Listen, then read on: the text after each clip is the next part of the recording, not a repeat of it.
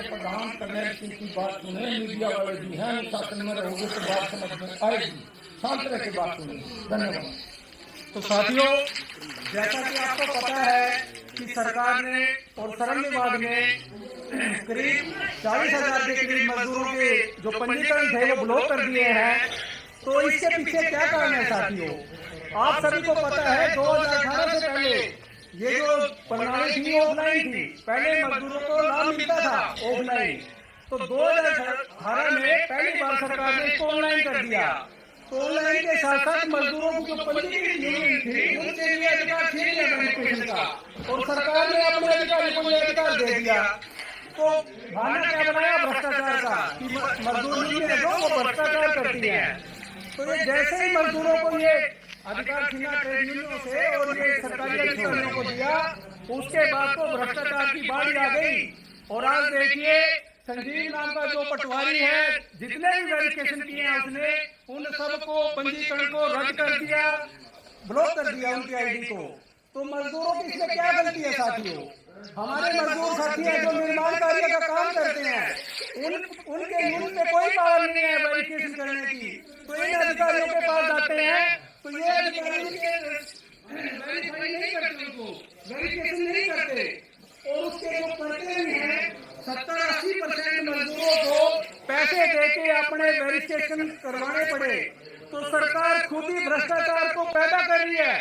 सरकार ने ऐसी स्थिति बना दी कि मजदूर भ्रष्टाचार करके इनका बेनिफिट का लाभ उठा सकता है, अन्यथा उसको कोई लाभ ही नहीं मिलेगा। क्योंकि पहले जो यूनियन को अधिकार था वो छीन लिया, इनके जो भ्रष्ट अधिकारी है, भ्रष्ट अफसर है, उनको अधिकार दे दिया। अब वो पूरी तरह से मनमर्जी करते हैं, मजदूरों के उनके वेरिफिकेशन नहीं करते, पंजीकरण नहीं करते। तो आज ये जो धरना हम दे रहे हैं इसीलिए दे रहे हैं कि सरकार सावधान हो जाए और वो मजदूरों की जो ब्लॉक की आईडी उनको बहाल करे। और जो ये शर्त लगा रखी है, अनावश्यक शर्त है कि जो फैमिली आईडी है उसमें निर्माण मजदूर लिखवाना पड़ेगा, उसके बाद ही उनका पंजीकरण होगा, उसके बाद ही उनको लाभ मिलेंगे। ये बिल्कुल ही अनावश्यक शर्त है सरकार की। हम इसकी कड़ी निंदा करते हैं और सरकार से मांग करते हैं कि वो मजदूरों के साथ खिलवाड़ करना बंद कर दे, नहीं तो आने वाले समय में इसका परिणाम सरकार को भुगतना पड़ेगा। हमारा जो ये यूनियन है ये कहीं भी पीछे हटने वाला नहीं है। मजदूरों के अगर हकों पे कोई आंच आएगी, हम इसका जी तोड़ के परिश्रम करके हर जगह हम धरना प्रदर्शन करेंगे, रोड को जाम करेंगे, जगह जगह धरने दिए जाएंगे, हम पीछे नहीं हटेंगे। तो हम सरकार को चेताना चाहते हैं वो अपनी इससे मजदूर विरोधी नीतियों से बाज जाए और मजदूरों की बात सुने। जो भी पंजीकरण आईडी रद्द की गई उनको बहाल करे और जो भ्रष्टाचार करने वाले अधिकारी हैं उनके खिलाफ कार्रवाई करे और कोई किसी उस तरह की निष्पक्ष एजेंसी से इसकी जांच कराई जाए पूरे मामले की। क्योंकि ये तो एक संदीप पटवारी का मामला नहीं है। जितने भी मजदूरों ने लाभ लिए हैं सब पैसा दे के लिए हैं, उनसे पैसा लिया गया है, मोटी रकम दी गई है और मजदूरों की मजबूरी है अपने आप को निर्माण मजदूर करने के लिए इनके पास जाना पड़ता है कि मेरे को मोह लगाओ, ठप्पा लगाओ, मैं मजदूरी का काम करता हूँ। बताओ ये हमारे को बताएंगे कि हम मजदूरी करते हैं? अब सरकार ने ऐसी दुखड़िया बना दी हमारी को अभी तक लाभ नहीं मिले, उनकी व्यवस्था करे। सरकार अपने अधिकारियों को नियुक्त करे कि ब्लॉक स्तर पे, जिला स्तर पे इन अधिकारियों को ड्यूटी है, ये वहाँ बैठेंगे और ये वेरीफाई करेंगे मजदूरों को। तो ऐसी कोई व्यवस्था नहीं है सरकार के पास। और हम एक बार चेतास के सरकार को कि फलाना अधिकारी आपका बैठा है, ये पैसे ले रहा है। तो ऐसी व्यवस्था सरकार को करनी चाहिए ताकि जो भ्रष्ट लोग हैं उनके खिलाफ कार्रवाई हो सके और मजदूरों की बात सुनी जा सके।